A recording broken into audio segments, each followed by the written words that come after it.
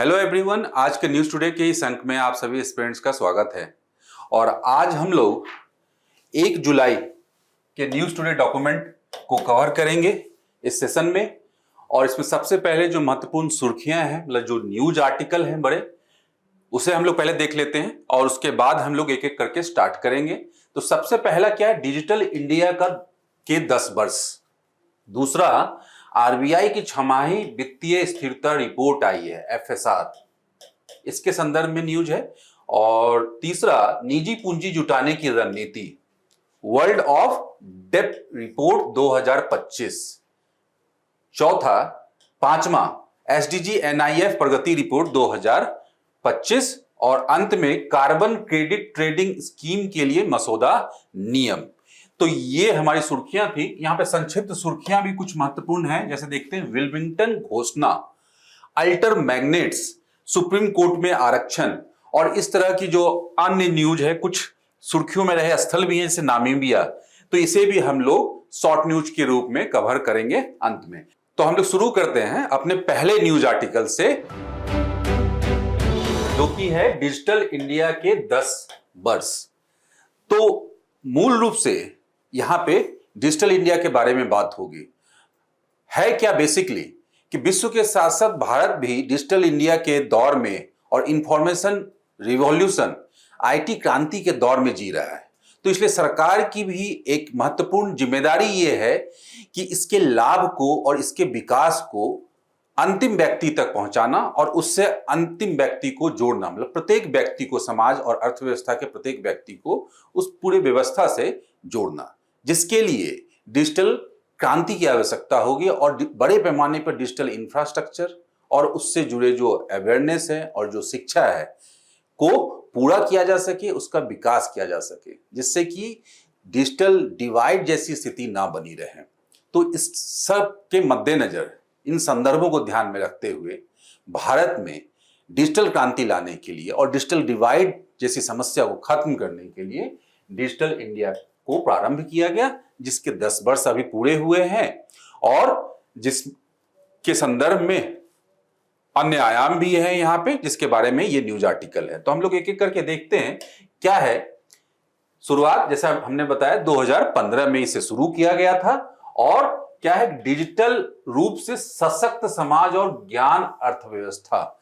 तो बेसिकली क्या है कि ज्ञान पे आधारित अर्थव्यवस्था का निर्माण करना, जो कि इंटरनेट की सहायता से, इंफॉर्मेशन क्रांति की सहायता, इंफॉर्मेशन की उपलब्धता सब तक पहुंचे, तो जिससे कि पूरे के पूरे समाज में हर एक प्रत्येक व्यक्ति के पास इसका लाभ पहुंचे और वो अपना योगदान इसमें दे सके, जिससे कि पूरा का पूरा अर्थव्यवस्था, पूरी समाज जो है ना, सशक्तिकरण के राह पे आगे बढ़ सके। ये इसका उद्देश्य के रूप, ये उद्देश्य लेते हुए यहाँ पे स्टार्ट किया गया। और दोस्तों, ये एक अम्ब्रेला कार्यक्रम, अम्ब्रेला कार्यक्रम का मतलब क्या है कि ये विभिन्न क्षेत्रों में काम कर रहा था, करना इसका लक्ष्य था, जिससे कि सरकार विभिन्न क्षेत्रों में जो है ना विकास सुनिश्चित कर सके और डिजिटलाइजेशन को जो है ना बढ़ावा दिया जा सके। स्टार्ट किसके द्वारा किया गया? इलेक्ट्रॉनिक्स और सूचना प्रौद्योगिकी मंत्रालय, भारत सरकार के द्वारा। और शुरुआत में जिसकी बात हमने की, ये सबको 3 विजन के रूप में इसको, सारे इसके उद्देश्यों को, इसके कार्यों को इसके अंतर्गत रखा गया। तो आगे बढ़ने से पहले हम लोग इन 3 विजन को ना एक तरह से देख लेंगे, जो कि यहाँ पे बिंदुवार ढंग से दिया गया है। तो सबसे पहले समझ लेंगे कि इसमें क्या, जैसा हमने बताया कि डिजिटल क्रांति को अगर हर प्रत्येक व्यक्ति तक पहुंचाना है तो उससे संबंधित इंफ्रास्ट्रक्चर भी डेवलप करने पड़ेंगे। तो सबसे पहला कदम यही है कि डिजिटल इंफ्रास्ट्रक्चर, जो कि पब्लिक यूटिलिटी को जो है ना मजबूत बनाएंगे। पब्लिक यूटिलिटी मतलब जो पब्लिक जिससे यूज करके, जिन सेवाओं को यूज करके अपना काम निकाल सकती है और अपने लाभ उठा सकती है, और जिससे उनके जीवन को आसान बनाया जा सकता है प्रत्येक दृष्टिकोण से। तो पहला क्या, कोर यूटिलिटी के रूप में हाई स्पीड इंटरनेट की आवश्यकता है, जो आज हमारे जीवन का एक महत्वपूर्ण अंग है। दूसरा क्या, जन्म से मृत्यु तक डिजिटल पहचान, मतलब जन्म प्रमाण पत्र बनाने से लेकर अंतिम क्षण तक, मतलब मृत्यु प्रमाण पत्र बनाने तक जितनी भी सर्विसेज हैं और जितनी भी गतिविधियां हैं, सबको डिजिटली जो है डॉक्यूमेंट करने की प्रक्रिया सरकार के द्वारा कब संभव होगा, जब इंफ्रास्ट्रक्चर इस प्रकार का निर्मित हो पाएगा देश में। मोबाइल फोन और बैंक खाता, मतलब बैंकिंग, पूरे बैंकिंग सेक्टर को मोबाइल से जोड़ने के बाद एक तरह से मोबाइल क्रांति हो गई है। मोबाइल से जहां पैसे ट्रांसफर करने की बात है, पैसे निकालने की बात है, जितनी भी बैंकिंग सुविधाएं हैं मोबाइल के थ्रू आपके पास उपलब्ध है और ये अंतिम व्यक्ति तक इसे पहुंचाया जा सकता है। तो इसलिए ये काफी कारगर है। कॉमन सर्विस सेंटर तक आसान पहुंच, विशेष करके ग्रामीण क्षेत्रों में इस प्रकार की सुविधाएं अगर दी गई तो काफी लाभ की स्थिति बनती है। पब्लिक क्लाउड पर साझा करने के लिए प्राइवेट स्पेस, जहां आप अपने से संबंधित जो डिजिटल सूचनाएं हैं उसको स्टोर करने की सुविधा, सुरक्षित साइबर स्पेस, क्योंकि सबसे सुरक्षित चीजें ये है कि डेटा थेफ्ट और किसी प्रकार के डेटा के खराब होने की संभावना को जिससे कम किया जा सके। दूसरा क्या, गवर्नेंस पे और मांग पर सेवाएं। गवर्नेंस मतलब सरकार के शासन प्रशासन से संबंधित जो क्षेत्र है उसमें भी डिजिटलीकरण का क्या फायदा होगा, क्या भूमिका होगी, उससे संबंधित ये पॉइंट है। और वो भी ये विजन का एक पार्ट था जिसमें कि विभागों या अधिकार क्षेत्रों से निर्बाध रूप से एकीकृत, मतलब सारे विभागों को इंटीग्रेट करने में काफी महत्वपूर्ण भूमिका निभा सकता है। हम सब सोच समझ सकते हैं। हम और आप जो है आज डिजिटल क्रांति के माध्यम से जुड़ चुके हैं, जहां सेकंड में जो है ना सूचना का ट्रांसफर किया जा सकता है। ये क्लास भी अगर चल रही है तो और आप तक वीडियो पहुंच रहा है तो ये भी सूचना क्रांति की ही देन है। तो इस तरह से सूचनाओं का आदान प्रदान दो सरकारी मंत्रालयों, सरकारी विभागों के अंतर्गत करना, ये करके एकीकृत पूरी सिस्टम को एकीकृत करने की जो प्रयास है वो गवर्नेंस को कहीं ना कहीं आगे बढ़ाने का काम करेगा। ऑनलाइन और मोबाइल प्लेटफॉर्म पर रियल टाइम में सेवा की उपलब्धता, किसी भी प्रकार की जो सेवा है, जो बेनिफिट जो दिए जा रहे हैं सरकार के द्वारा वो भी, और सभी नागरिक हकदारियों के लिए क्लाउड तक पहुंच, ईज ऑफ डूइंग बिजनेस के लिए डिजिटल रूप से परिवर्तित सेवाएं। ईज ऑफ डूइंग बिजनेस से हम लोग क्या समझते हैं, मतलब बिजनेस करने में आसानी।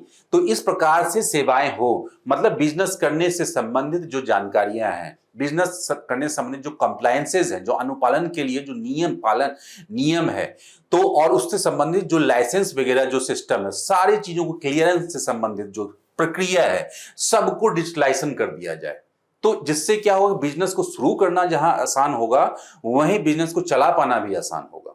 ठीक है, और उस पर मॉनिटरिंग करना सरकार के द्वारा टैक्स संबंधित संदर्भों में और अन्य संदर्भों में ये चीजें आसान हो पाएंगी, जिससे कि पूरा का पूरा बिजनेस इकोसिस्टम खड़ा किया जा सकेगा। और उसी की देन है कि आज हम देख सकते हैं स्टार्टअप इकोसिस्टम अपने देश में किस प्रकार ये तेजी से वृद्धि हुई है। तो जिसमें एक बड़ा कारण डिजिटल क्रांति का है। इलेक्ट्रॉनिक और कैशलेस वित्तीय लेन देन, जो हम लोग ये समझ सकते हैं, इतने तरह के यूपीआई एप्स हैं जिसपे पैसा ट्रांसफर करना सेकंडों में महत्वपूर्ण हो गया, आसान हो चुका है।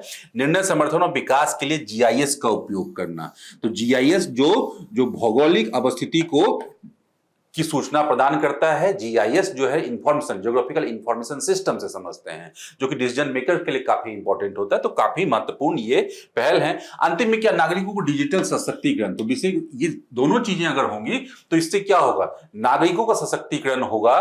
कैसे, सार्वभौमिक डिजिटल साक्षरता। अंतिम में यही बोला कि कोई भी व्यक्ति छूटना नहीं चाहिए इस डिजिटल क्रांति से। तो वो सबसे पहले कैसे हो सकता है कि उसके प्रति अवेयरनेस हो, उसके प्रति साक्षरता हो, उसके मतलब उस संदर्भ, उस टेक्नोलॉजी के बारे में ज्ञान हो। तो इतने ज्यादा मोबाइल चलाने वालों की संख्या अगर हुई है तो ये अपने आप में एक जागरूकता और साक्षरता को, डिजिटल साक्षरता को दर्शाता है।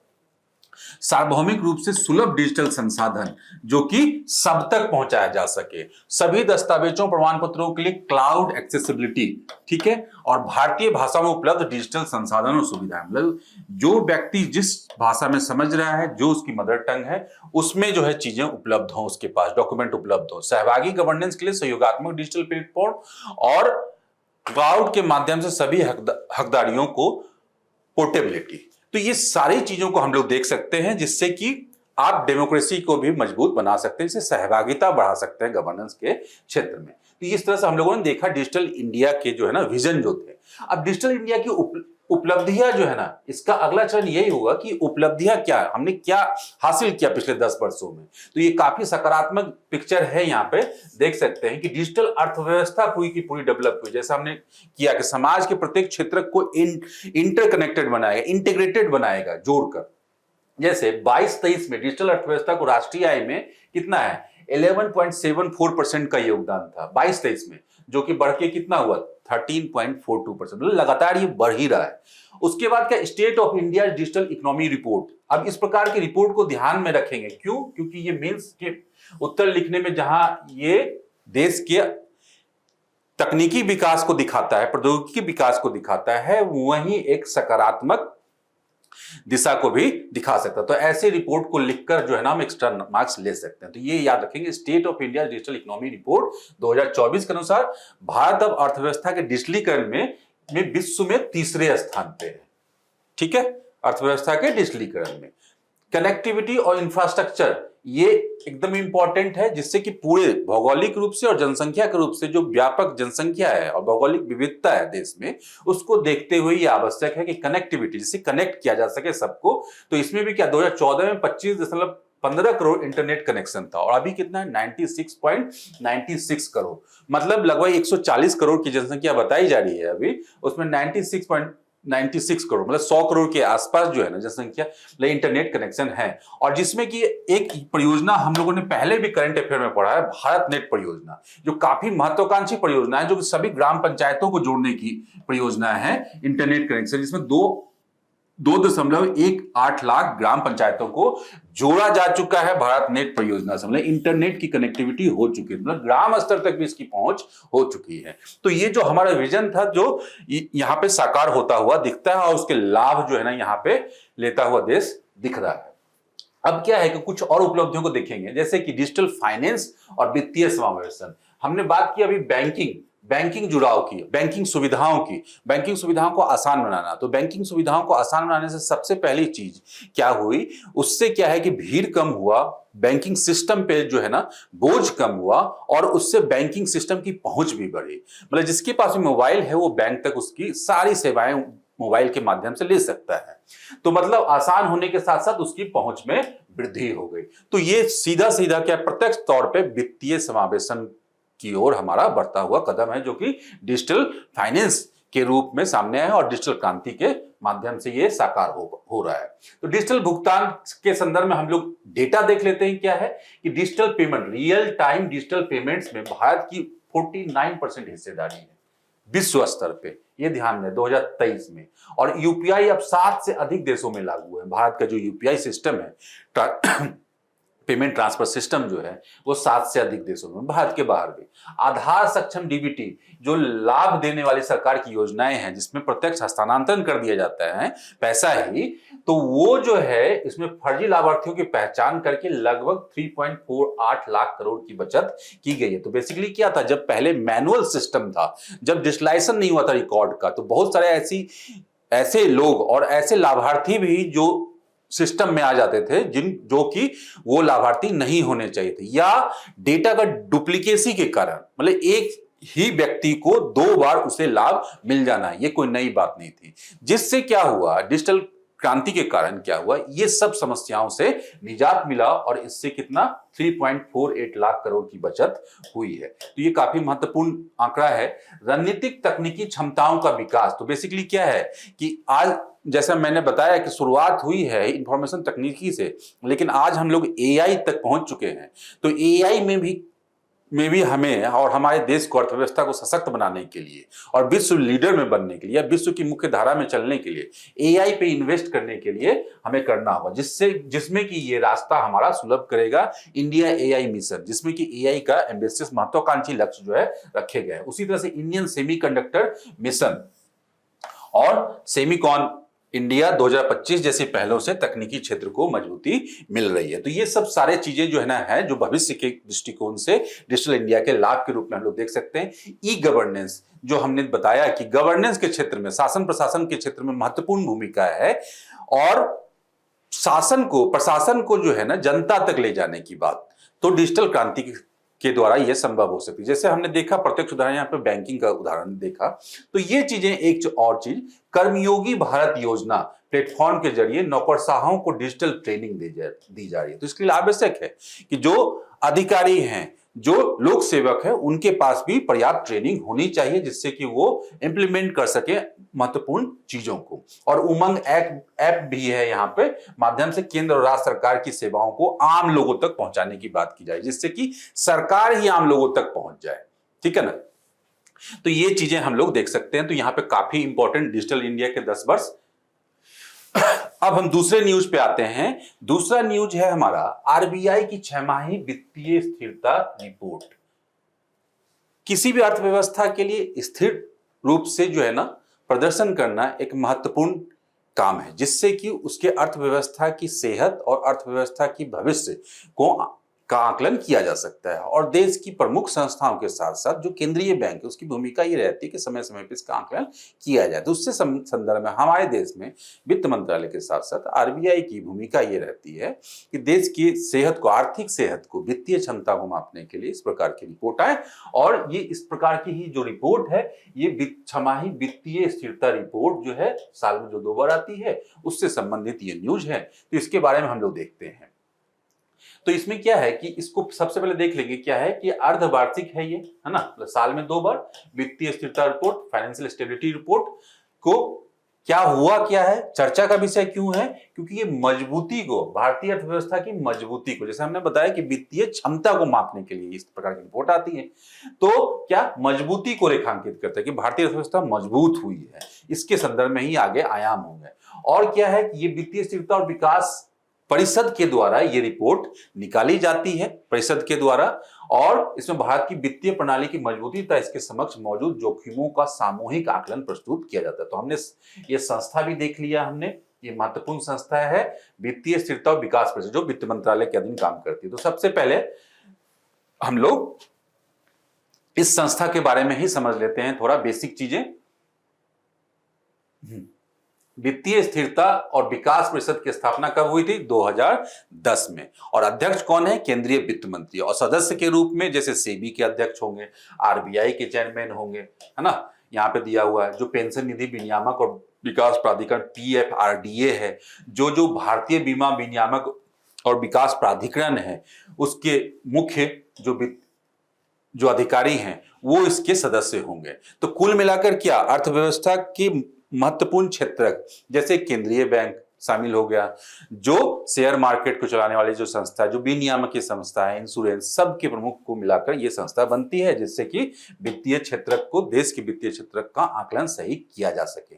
और इस संस्था का मुख्य उद्देश्य क्या है? वित्तीय स्थिरता बनाए रखना और अलग अलग विनियामक संस्थाओं के बीच समन्वय सुनिश्चित करना। तो हमने देख लिया अलग अलग विनियामक संस्थाएं हैं जो रेगुलेशन का काम करती हैं, नियम कानून बनाने का काम करती हैं और नियम कानून के अनुपालन से संबंधित काम कार्य करती हैं। तो इससे क्या होगा कि एक तो क्या है, अर्थव्यवस्था से संबंधित, जो आर्थिक क्षेत्र से संबंधित जो नियम कानून है और उसका अनुपालन कितने अच्छे से हो रहा है और इसका प्रभाव, अल्टीमेट प्रभाव क्या पड़ेगा देश की अर्थव्यवस्था पे, दूरगामी प्रभाव, तो वो आकलन किया जाना आसान हो सकता है इनके समन्वय से। तो इसलिए ये संरचना है।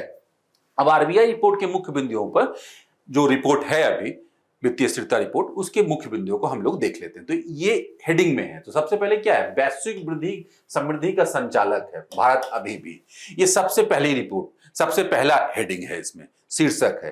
क्यों? क्योंकि अर्थव्यवस्था अच्छा प्रदर्शन कर रही होगी, अर्थव्यवस्था का प्रदर्शन मतलब जो ग्रोथ रेट है, समृद्धि दर है, वो अच्छा होगा, तभी ये बात हो सकती है कि भारत अभी भी वैश्विक समृद्धि दर का संचालक बना हुआ है। जी हाँ, यही है। 25-26 में भारत के वास्तविक सकल घरेलू उत्पाद जो है 6.5% का अनुमान लगाया गया है। और मजबूत, जो कि मजबूत घरेलू मांग, मतलब देश के अंदर उत्पन्न होने वाले जो मांग है, भारतीय अर्थव्यवस्था को वैश्विक संकटों से निपटने में मदद मिल रही है। कि वैश्विक संकट होने के बावजूद भी यहाँ पे उत्पादन का स्तर बना रहेगा एक निश्चित स्तर तक। क्यों? क्योंकि हमारे यहाँ आंतरिक मांग ही, आंतरिक क्षेत्र से जो मांग है, तो इससे होगा क्या कि वस्तुओं के उत्पादन कम नहीं होंगे, तो जिससे ये अर्थव्यवस्था चलती रहेगी एक धीमी गति से या एक नॉर्मल सामान्य गति से। ठीक है। दूसरा क्या है? मजबूत वित्तीय संस्थान। जैसे हमने बताया मजबूत वित्तीय संस्थान, बैंकिंग की बात की, वित्तीय समावेशन की बात की, तो मजबूत वित्तीय संस्थानों में जो बैंकिंग जो के लिए जो संस्थान है, अनुसूचित वाणिज्यिक बैंक, जो शेड्यूल्ड बैंक्स हैं, उनका जो सकल गैर निष्पादित परिसंपत्ति है, तो उनमें उनके पास एनपीए हमने सुना होगा, तो ऐसे परिसंपत्तियां जो वहां पे जो परफॉर्म नहीं कर पा रही हैं, जो इस प्रकार के खाते में चली गई, जो लंबे समय तक लंबित हैं, लंबे समय तक उससे ब्याज नहीं प्राप्त किया जा रहा है, इस कैटेगरी को क्या बोला जाता है? एनपीए बोला जाता है। तो कुल उनका अगर इस प्रकार के गैर निष्पादित परिसंपत्तियों का क्या हुआ है अनुपात, और निबल गैर निष्पादित परिसंपत्तियों का अनुपात क्रमशः क्या है 2.3%, 0.5%। ये पिछले कई दशकों में सबसे कम है। तो जब ऐसे बैंकों के पास रखे हुए पैसे जो है ना, ऐसे पैसों का जो है ना कम होगा, तो इसका मतलब उनकी वित्तीय क्षमताएं बढ़ रही है या अच्छी हैं, मतलब उनके पास पैसे अधिक हैं बाजार में लगाने के लिए या ऋण देने के लिए, जो उनका बेसिक कार्य है।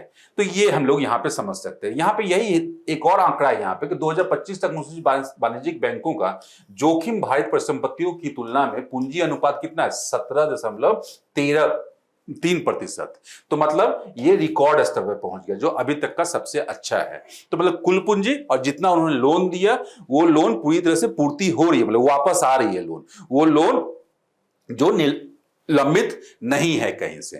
तो ये चीज यहां पे बताया जाए, तो ये स्थिति, इस आधार पे स्थिति हम लोग देख सकते हैं। अब हम लोग आगे जो है ना और भी जो शीर्षक है, जैसे दूसरा शीर्षक क्या है, कॉर्पोरेट क्षेत्र का मजबूत प्रदर्शन, कि कॉर्पोरेट क्षेत्र जो है के द्वारा जो है ना बड़े कर्जदाता समूह के रूप में है सकल गैर निष्पादित परिसंपत्ति अनुपात।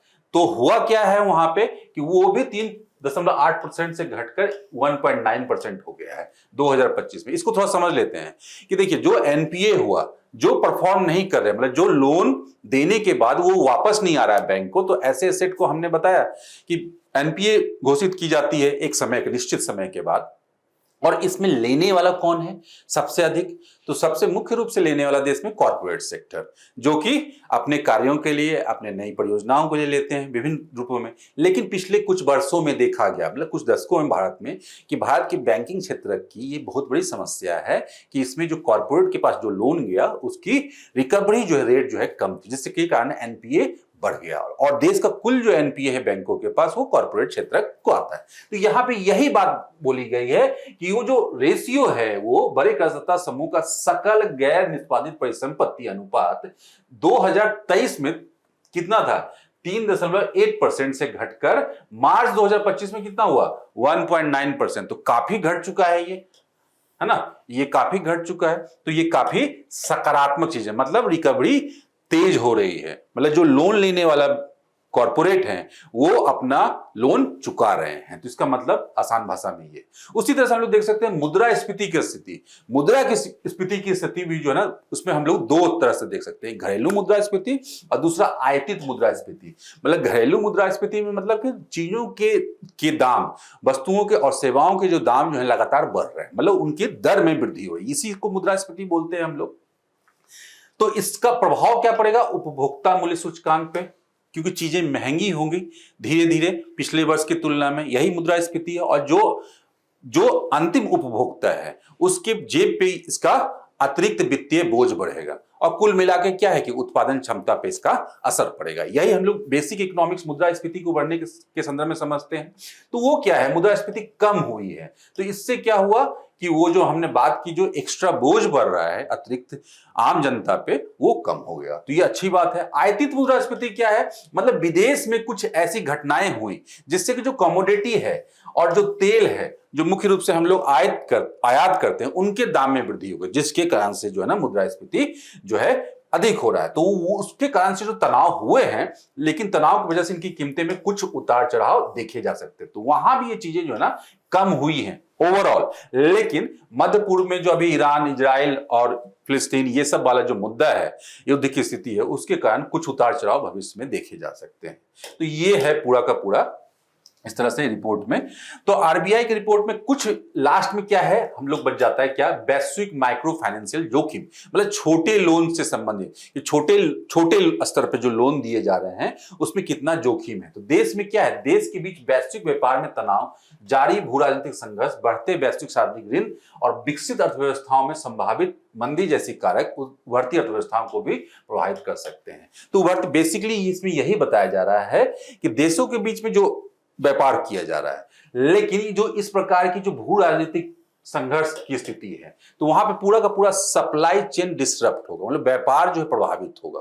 और व्यापार प्रभावित होने के कारण क्या है कि सार्वजनिक ऋण और विकसित अर्थव्यवस्थाओं में संभावित मंदी आएगी, मतलब उनके सप्लाई चेन में प्रभावित होगा, जैसे अमेरिका हो गई, यूरोप हो गई, वहां से, या चीन भी हो सकता है, जिस कारण से क्या है कि वो लोग वहां पे विकासशील अर्थव्यवस्था या उभरती हुई अर्थव्यवस्था, बड़ा जैसी अर्थव्यवस्था जो कि उन्हें एक्सपोर्ट करके जो अपना इनकम करती है, उस पर भी प्रभाव, दूरगामी प्रभाव पड़ने के आसार दिख रहे हैं। तो यही कारण है। संयुक्त राज्य अमेरिका के व्यापार और आर्थिक नीतियों में अनिश्चितता के कारण वित्तीय बाजार में उतार चढ़ाव देखे जा सकते हैं। ठीक है, फिनेंशियल मार्केट, शेयर मार्केट में हम लोग देख सकते हैं। और जलवायु परिवर्तन से जुड़ी परिघटनाओं की वजह से अवसंरचनाओं को नुकसान पहुंच सकता है, इससे व्यावसायिक गतिविधियां प्रभावित हो सकती है। जलवायु परिवर्तन अपने आप में एक समस्या बनी हुई है वर्तमान दौर में, जो कि विभिन्न तरीके से जो ना अर्थव्यवस्था को प्रभावित करती है। और भारत में वास्तव में आर्थिक और व्यापार नीतियों की अनिश्चितताएं वैश्विक अर्थव्यवस्था में वित्तीय प्रणाली की मजबूती की परीक्षा ले रही है। तो इस तरह से हम लोग देख सकते हैं, इसको कंक्लूड किया गया है इस रिपोर्ट को। अब क्या है कि कुछ विनियामक रेगुलेटरी जो है ना इनिशिएटिव को देख लेते हैं कि वित्तीय क्षेत्र में जो है ना वित्तीय क्षेत्र के लिए शुरू की गई। तो सबसे पहला क्या, बैंकिंग क्षेत्र में हम लोगों ने बेसल नॉर्म्स के बारे में जानते हैं। बेसल 3 मानदंड का प्रभाव का आकलन करना बैंकिंग पर्यवेक्षण पे, ये जो संबंधित है। दूसरा क्या, वित्तीय बाजार से संबंधित अंतर्राष्ट्रीय प्रतिभूति आयोग संगठन है, जो कि वैश्विक बाजार नियमों को मजबूत बनाने की दिशा में कार्य करता है। और तीसरा क्या, साइबर सुरक्षा, जो कि वैश्विक स्तर पे जो साइबर संबंधित जो ट्रांजैक्शन है, मतलब जो डिजिटल ट्रांजैक्शन है, उस सिस्टम को मजबूत बनाना, उसे जो है ना सेफ बनाना अधिक, तो उसके लिए क्या है, FIR फ्रेमवर्क जारी किया है वित्तीय स्थिरता बोर्ड ने। तो ये फ्रेमवर्क व्यवसाय संचालन में और साइबर घटनाओं से निपटने में मदद करता है। तो ये कुल मिला के इस तरह से ये रिपोर्ट जो है ना पेश की गई है।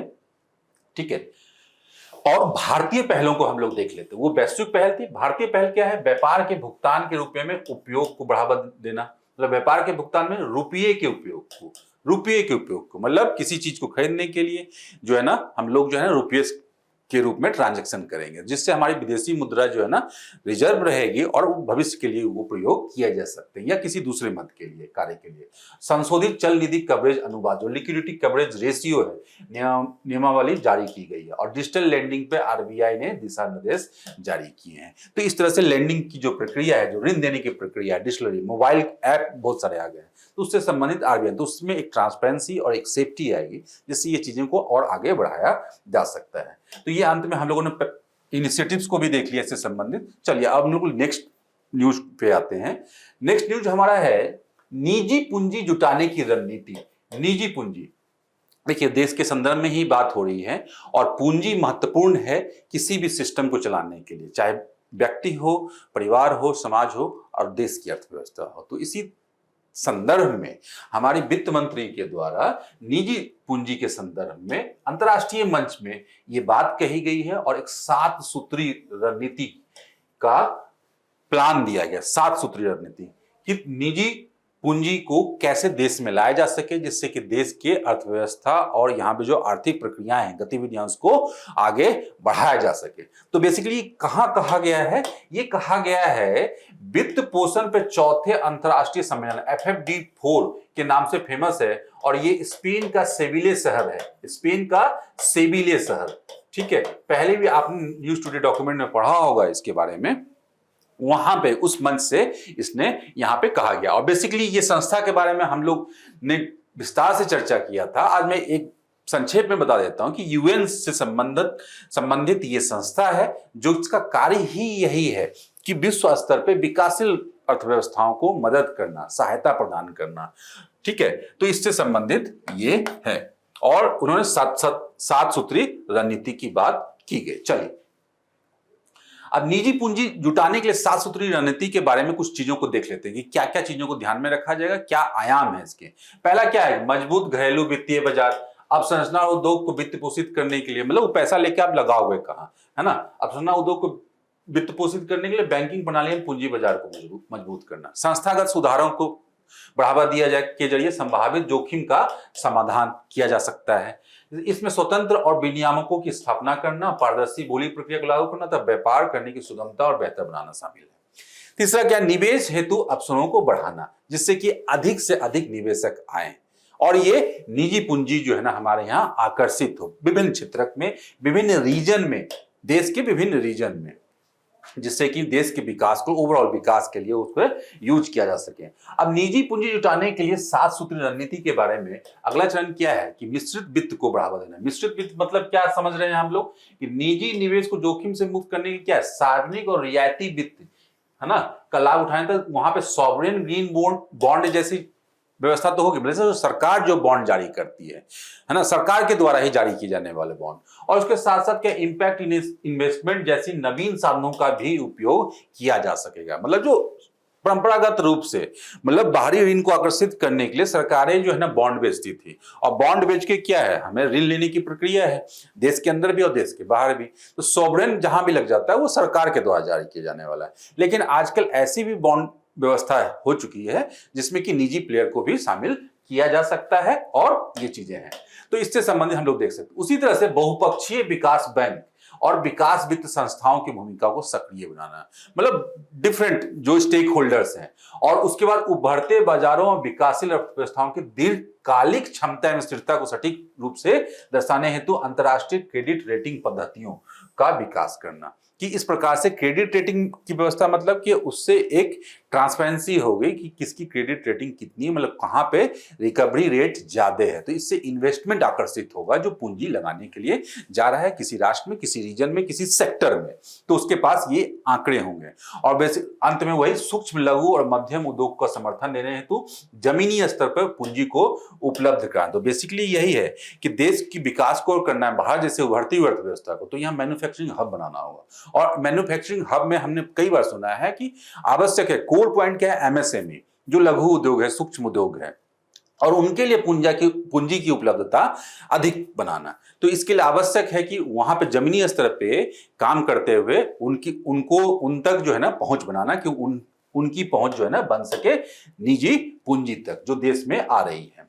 अब क्या है, संधारणीय विकास में निजी पूंजी का महत्व, हम लोग जो है ना एसडीजी की बात कर रहे हैं, 2030 तक लक्ष्य है इसका, सतत विकास लक्ष्यों का। तो इसके लिए होगा कैसे, हमने ये भी देखा है कि कुछ विशेष क्षेत्र को इसमें टारगेट किया जा रहा है, जैसे कि नवीकरणीय ऊर्जा, और उसके बाद अवसंरचना विकास, और उसके बाद जो सामाजिक अवसंरचनाएं हैं उनका विकास, स्कूल, हॉस्पिटल, मतलब शिक्षा, स्वास्थ्य जैसी अवसंरचना का निर्माण करना। इससे क्या सतत विकास, वाटर सप्लाई, वाटर डिस्ट्रीब्यूशन, इस तरह से जो संबंधित है जो अवसंरचना निर्माण है, और इस क्षेत्र में जो है ना पूंजी का समावेश करना, जहां पूंजी की उपलब्धता पहले की तुलना में कम है। तो इससे हम लोग सतत विकास में निजी पूंजी जो है ना महत्वपूर्ण भूमिका निभा सकती है, एक प्रेरक के तौर पे काम कर सकती है। ये हमने बताया कि नवाचार को प्रोत्साहन देगी और मांग को बढ़ाने में मदद करेगी। जैसे ग्रामीण क्षेत्रों में इन क्षेत्रों की बात किया जाए, मतलब हाइजीन और वाटर डिस्ट्रीब्यूशन और वाटर सप्लाई को बढ़ावा देने के लिए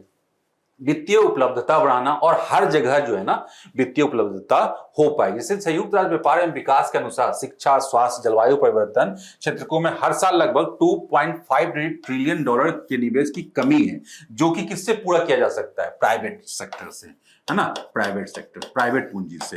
तो ये चीज यहाँ पे काफी इंपॉर्टेंट है। और समावेशन में सुधार करना, वो वित्तीय समावेशन, महिलाओं के नेतृत्व वाले एमएसएमई को उसको टारगेट किया जा सकता है कि कुल जो पूंजी है उसमें से इन्हें फायदा दिया जा सके, मतलब इनको जो है ना प्रायोरिटी दी जाए यहाँ पे, ठीक है ना। और ग्रामीण समुदायों सहित वंचित समूहों के लिए वित्त को उपलब्धता को बढ़ाना, तो जिससे क्या समाज के जो कमजोर वर्ग है, जो छूटा हुआ वर्ग है, उसे मुख्य धारा में लाया जा सकेगा, और उनका भी आर्थिक विकास के साथ सशक्तिकरण करना संभव हो सकता है। अब चलिए, जो हमारा फोर्थ न्यूज है आज का, क्या है, वर्ल्ड ऑफ डेट रिपोर्ट 2025। तो ये हमने अभी बात की थी, पूंजी की बात की थी, ये ऋण से संबंधित है, और विश्व स्तर पे जो है ऋण जो है ना भूमिका जो है ना काफी महत्वपूर्ण है, जो कि सरकारें भी लेती हैं और निजी संस्थाओं और व्यक्तियों के द्वारा भी लिया जाता है। लेकिन यहाँ पे बात की जा रही है इसके बारे में, तो ये जो रिपोर्ट आया है इसके विभिन्न आयाम होंगे, है ना, और क्या आयाम है उसी के संदर्भ में ये न्यूज आर्टिकल है। तो हम लोग देखते हैं क्या है ये। संयुक्त राष्ट्र, सबसे पहले हम लोग यही देखेंगे, हमने बात पहले भी हम लोग करते आए हैं कि इस तरह की जो रिपोर्ट है तो उसमें कौन सी संस्था जारी करती है, कौन सी संस्था के द्वारा उसे निकाला जाता है, ये महत्वपूर्ण होता है। उसके बाद कौन सी क्या क्या की रिपोर्ट्स हैं जो कि महत्वपूर्ण क्षेत्र को प्रभावित करती हैं या उससे संबंधित हैं। तो ये परीक्षा का विषय, यूपीएससी परीक्षा प्रीलिम्स में डायरेक्ट इन सबको मिलाकर या अकेले डायरेक्ट कुछ फैक्ट पूछे जा सकते हैं इससे संबंधित। तो इसलिए सबसे पहले हम लोग यहीं से शुरू करेंगे, इसे निकालता कौन है। निकालता ये संयुक्त राष्ट्र व्यापार और विकास जो संगठन है, संघ है। कौन है? पहले अंकटाड बोला जाता था, जो कि यूएन की जो है ना परमानेंट एजेंसी ही है, जो महत्वपूर्ण संस्था है। तो उसका नाम अब क्या हो गया? संयुक्त राष्ट्र व्यापार और विकास। उसके द्वारा क्या है? वर्ल्ड ऑफ डेब्ट रिपोर्ट 2025 जारी की गई है। अब इसमें क्या बात की गई है? यह रिपोर्ट में यह बताया कि हालिया वर्षों में क्या है, वैश्विक सार्वजनिक ऋण में तेजी से वृद्धि हुई। सार्वजनिक ऋण की बात की गई है यहाँ पे, तो गवर्नमेंट्स के द्वारा दिया जाने वाला ऋण की बात हो रही है यहाँ पे, सार्वजनिक ऋण। ठीक है, तो उसके संदर्भ में डिफरेंट आयाम हैं, तो हम लोग यहाँ पे देखते हैं। चलिए, वैश्विक सार्वजनिक ऋण से संबंधित कुछ यहाँ पे दिए गए की पॉइंट्स हम लोग पहले इसको देख लेते हैं। क्या है? उच्च सार्वजनिक ऋण है। क्यों? क्योंकि 2024 में जहां 102 ट्रिलियन डॉलर के रिकॉर्ड उच्च स्तर पे ये पहुंच गया, ये वैश्विक सार्वजनिक ऋण, मतलब इसका उच्च स्तर दिखाया जा रहा है, मतलब इसमें वृद्धि हो रही है और यही रुझान जारी रहा तो क्या होगा? ये इस दशक के अंत तक कितना हो जाएगा? ये जीडीपी के 100% तक हो सकता है। तो मतलब काफी वृद्धि की उम्मीद है। दूसरा, ऋण में असमान रूप से वृद्धि। तो ऋण में असमान रूप से वृद्धि का मतलब क्या है? तो ऋण तो लिए जा रहे हैं विकसित राष्ट्रों के द्वारा भी, विकासशील राष्ट्रों के द्वारा भी, लेकिन जो विकासशील राष्ट्र हैं उनकी भूमिका जो है ना यहाँ पे काफी अधिक है। विकासशील देशों की हिस्सेदारी 1/3 से भी कम है, मतलब वहां पे पैसा, ऋण का पैसा कम जा रहा है। और उसके अंतर्गत जैसे कि लगभग 31 ट्रिलियन डॉलर। फिर 2010 के बाद से यह विकासशील देशों के मामले में विकसित देशों की तुलना में दोगुनी तेजी से बढ़ा है। मतलब 2010 की तुलना में ये दोगुनी तेजी से बढ़ा है, लेकिन कुल में हिस्सा जो है ना बहुत कम है, मतलब बहुत कम नहीं, 1/3 से भी कम है। अब विकासशील देशों के मामले में भी देखेंगे, एशियाई जो हिस्सा है, जो एशिया और ओशियानिया वाला हिस्सा है, उनकी भूमिका अधिक है। कितनी है? 24%। और उसके बाद जो डिफरेंट क्षेत्र हैं विश्व के, जैसे लैटिन अमेरिका और कैरिबियन कंट्री, उनका सिर्फ भूमिका कितनी है? 5%। और वहीं अफ्रीका में 2%। तो हम लोग देख सकते हैं जो ऋण का जो मामला भी है, जो ऋण का पूरा जो स्ट्रक्चर है, ऋण प्रणाली, वो ऋण फ्लो दिखाता है कि कहां पे किस प्रकार की आर्थिक गतिविधियां संचालित हो रही हैं और कितनी सुरक्षित और सेफ हैं। तो ऋण वहां पे जा रहा है। तो इस प्रकार से हम लोग ये भी देख सकते हैं। तो यहां पे आगे हम लोग देखते हैं कि ऋण प्रबंधन और संधारणीय वित्त पोषण के लिए सिफारिश है कि किस प्रकार से ऋण प्रबंधन किया जाए और किस प्रकार से एक टिकाऊ जो है व्यवस्था बनाई जाए प्रबंधन करके, इसका मैनेज करके। तो उसके लिए उससे संबंधित आयाम है। क्या पहला है? सार्वजनिक ऋण पर संयुक्त राष्ट्र महासचिव की विशेषज्ञ समूह ने निम्नलिखित उपायों को बताया। ये संयुक्त राष्ट्र के हवाले से ही ये बात आई है। हाँ, कि जो विभिन्न संस्थाएं हैं उसके स्तर पे सुधार, जो अंतर्राष्ट्रीय संस्थाएं हैं, जो इस पूरे के पूरे प्रणाली को, ऋण प्रणाली को कहीं ना कहीं संचालन करने में उनकी महत्वपूर्ण भूमिका होती है। जैसे कि संकट के समय ऋण चुकाने में कुछ समय की राहत के समान प्रक्रिया बनाया जाना चाहिए। ये एक सुझाव है। कहाँ? G20 साझा फ्रेमवर्क में सुधार करना चाहिए। जो G20 राष्ट्र है, जो वित्तीय सुधारों से संबंधित जो के आधार लेकर भी ये संगठन का निर्माण किया। उसी तरह से IMF जो विश्व स्तर पर ऋण के संदर्भ में महत्वपूर्ण भूमिका निभाता है, IMF के रेजिलियंस एंड सस्टेनेबिलिटी ट्रस्ट के माध्यम से SDR को बेहतर उपयोग करना चाहिए। मतलब जो ऋण लेने की प्रक्रिया है, ऋण लेने का इंस्ट्रूमेंट है, तो उसके द्वारा जो आप ऋण ले रहे हो तो उसका बेहतर प्रयोग करने की व्यवस्था। तो ये चीज जो यहाँ पे ये चीजें, देशों के बीच सहयोग। अब देशों के बीच सहयोग किस आधार पे? नवीन वित्तीय संसाधनों और तकनीकी संसाधनों के आदान प्रदान से सूचना के आदान प्रदान की स्थापना करनी चाहिए, जिससे कि अपने यहाँ वो बेहतर व्यवस्था का विकास कर सकें। राष्ट्रीय स्तर के उपाय क्या किए जा सकते हैं? इसमें तरलता संबंधित जो जोखिम है और करेंसी मिसमैच को दूर करने के लिए, जो लिक्विडिटी, जो आपकी अर्थव्यवस्था में जो तरलता चल रही है, जो लिक्विड जो मनी है, उसकी व्यवस्था को, जोखिम को, उससे संबंधित जोखिम को कम करना। और ये होगा कैसे? संस्थागत क्षमताओं को मजबूत करके, निवेश परियोजनाओं की योजना बनाना और चयन और तैयारी की गुणवत्ता को बेहतर बनाना, डेट स्वैप को बेहतर बनाना। मतलब कुल मिलाकर क्या है कि पूरी आर्थिक व्यवस्था को, पूरी व्यापारिक जो संचालन की व्यवस्था है उसे सही करके, दुरुस्त करके ये चीजों को सुधार किया जा सकता है भविष्य के दृष्टिकोण से। अब देखिए सार्वजनिक ऋण का महत्व क्या है। जब हमने इतनी बात की तो यहां तक हम लोगों ने कुछ कुछ समझा होगा कि सार्वजनिक ऋण से जो है ना कि देश की अर्थव्यवस्था में ही अल्टीमेटली वो फंड जो है जाना है और उससे वो विकास को सुनिश्चित करेगा। तो हम लोग यहां पे देख सकते हैं कि विकासात्मक उद्देश्यों हेतु व्यय का वित्त पोषण, जैसे शिक्षा, स्वास्थ्य, अवसंरचना निर्माण, जैसे सड़क निर्माण, एयरपोर्ट निर्माण, तो इस तरह की चीजों को भी किया जा सकता है ऋण लेकर, सार्वजनिक ऋण के द्वारा। दूसरा, बाह्य ऋण घरेलू बचत में मदद करता है और विदेशी मुद्रा उपलब्ध कराता है। तो क्योंकि बाह्य ऋण किस में आएगा? विदेशी मुद्रा के रूप में। तो हमारे यहाँ जो विदेशी मुद्रा भंडार में वृद्धि तत्काल होगी। और तीसरा बिंदु क्या है कि आर्थिक समृद्धि को बढ़ावा देने और आर्थिक गिरावट का प्रबंधन करने में सहायक होगा। क्यों? क्योंकि जो अतिरिक्त मुद्रा हम ले रहे हैं, इस मुद्रा का प्रयोग जो है डिफरेंट सेक्टर में हम लोग कर सकते हैं, उत्पादन के लिए, विकास के लिए और सशक्तिकरण के लिए। तो हम लोगों ने देखा इस क्षेत्र को, तो ये काफी महत्वपूर्ण बन सकता है भविष्य में। तो इसीलिए बोला गया है कि इस पे असमानता देखी भी जा रही है। तो ये भी चिंता का विषय है क्योंकि असमानता है इस क्षेत्र में, क्योंकि विकासशील राष्ट्रों में सार्वजनिक ऋण की पहुंच कम है। चलिए अब हम लोग पांचवा जो न्यूज है हमारा आज का क्या है? एसडीजी एनआईएफ प्रगति रिपोर्ट 2025। एसडीजी मतलब यहाँ पे वही सस्टेनेबल डेवलपमेंट गोल की बात की गई है यहाँ पे। उससे संबंधित ये जो रिपोर्ट है, दूसरा फिर से रिपोर्ट आ गया, ये जो रिपोर्ट है उससे संबंधित जो आयाम है उसमें हम लोग देखेंगे ये निकाला किसके द्वारा जाता है। सबसे पहले हम लोग यही देख लेंगे।